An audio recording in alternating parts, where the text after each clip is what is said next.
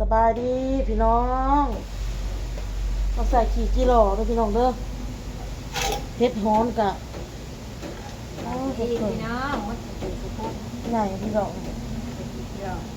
เอาไปล่างจะได้เลยลวกเ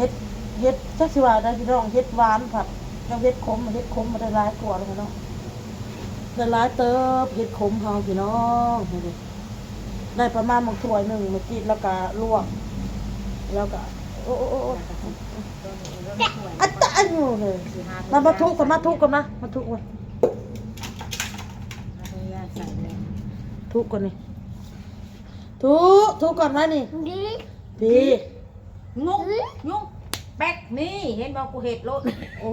ยุ่งนี่ล่ะนี่ยุ่งนี่ล่ะพี่ถาวตีพี่ถาวตียุ่งลูกเนี่ยมึงหน้าได้พี่น้องเลยยุ่งเด้อเนี่ยมึงหน้าได้ยุ่งกินเด้อนี่ยุ่งกินนี่คั้นนี่คอยบ่ปากบ่เว้าแต่คอยเห็ดเจ้าทีเดียวนางไปบุญกันเย้เพิ่นเบิ่งโทรศัพท์น้ำมันนี่แม่เพลงมันก็เต้นแล้วมันนี่มันบ่ได้เว้าหลาย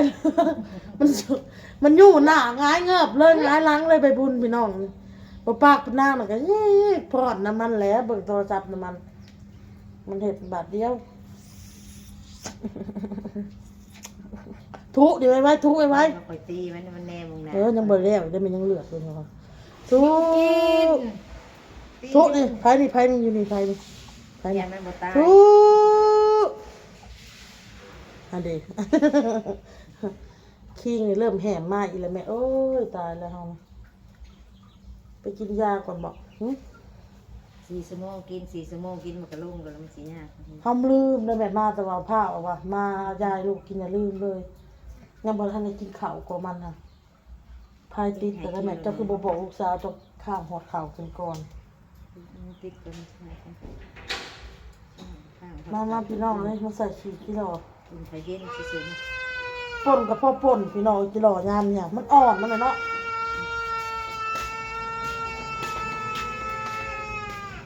อ่อนพี่น้องเลยไปเบิ่งน้องในยุ่งกินมันได้บอกกับหมกมัน1ข่าวลูกไว้แม่ดังไฟแบบลูกเขาเย็นนั่งลูกเลยคิดส่งแล้วเราจะกินสีขั่วแล้วก็สีป่นสีลวกพักน้องเลยตอนนี้ขั้นตอนใส่ขี้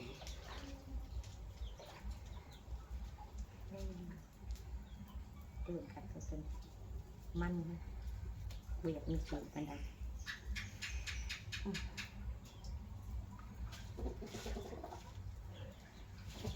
มีเหล็กกันเนี่ยผมมีเหล็กกันเนี่ยแม่เขาว่าค่ะอยู่พี่มันใกล้แน่กิโลมันไม่ได้ไปกุดไก่บอลถูกไปเลยยันยุงกินน้องลูกเด้อยุงหลายเด้อพักมาคันเลยละเอาน้ำมันหนึ่งนะลูกสาวหลานในที่พี่น้องเลยนางไข่หมก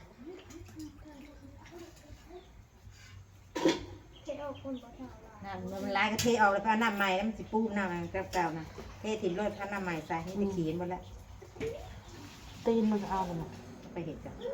โอ้ขัวตำแบบ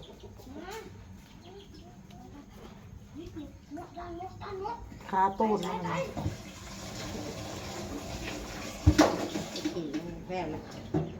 พี่น้องเด็กๆกัน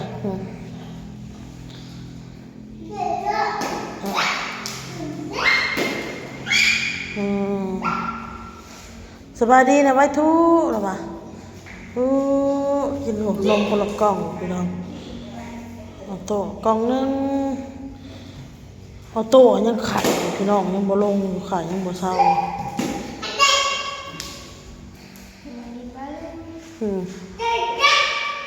มันยังติดตีนเพิ่นค่ะเผาโตเบิ่งน้องเด้อบอลเด้อแม่ไปเฮ็ดกินกันไปเฒ่านี่มีกะพักไปจีดเพิ่นลวกแล้วเรียบร้อยพี่น้องเอ้ยหอมบัดลวกแม่เนาะต้มบ่ลวกก็คิ้วได้พี่น้องพักอันพอลวกแล้วหอมกินได้นะเพียงเนาะนี่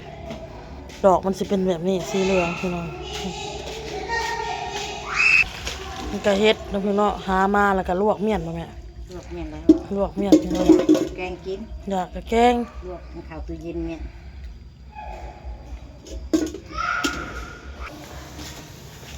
ขัวพี่น้องกันนี่จ จักได้จักโตบ่ฮู้ที่หล่อที่อ้นไปขุดกับแม่จีดพี่น้องขวดที่แก้วกินแล้วพี่น้องหลังจากขวดที่หล่อแล้วก็ป่นแล้วก็ทอดไข่ให้เด็กๆพี่น้องเลยขวดจะน้ำไม่นึงให้ที่หล่อมันสุกพี่น้องจะหน่อยผัดขวดแห้งๆผัดสิใหม่ก่อนสุกพี่น้อง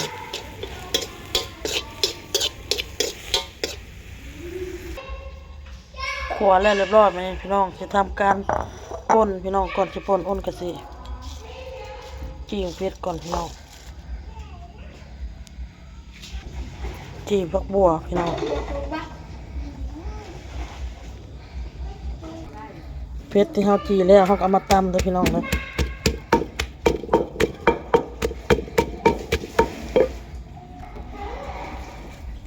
ต้นหอมจีแล้วเอามาตำ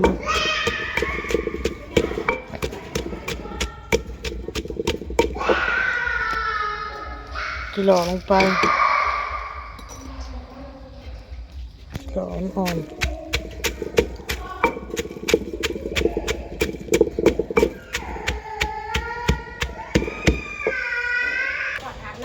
ใส่เป็นนัวพี่น้องนัวนะ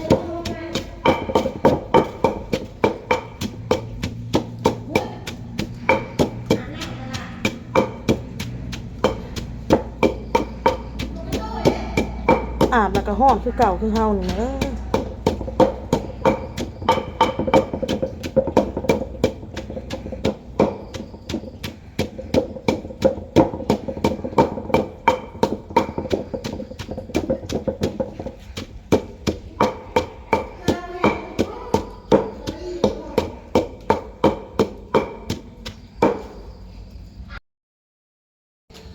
มันก็แล้วเรียบร้อยแล้วพี่น้องป่นที่หล่อนะพี่น้องเนาะ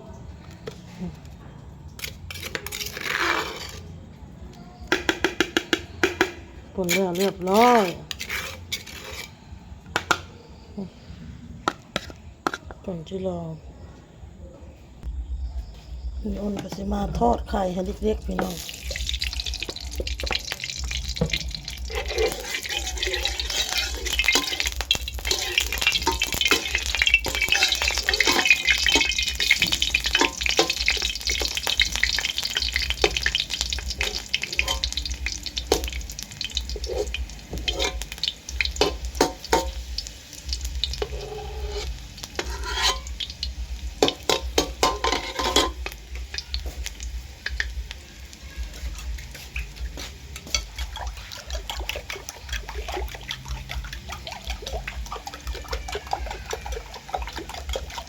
ทอดไข่ให้เล็กๆ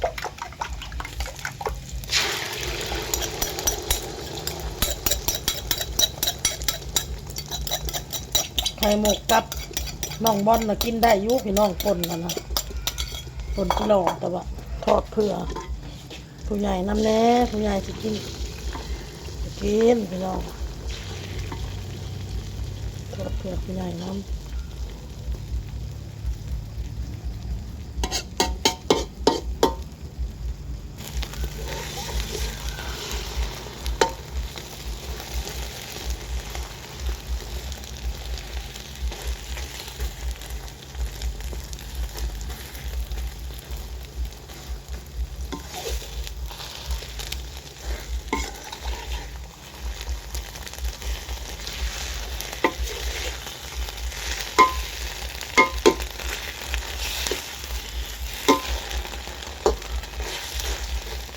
เป็นแผ่นสับนะพี่น้องเนาะ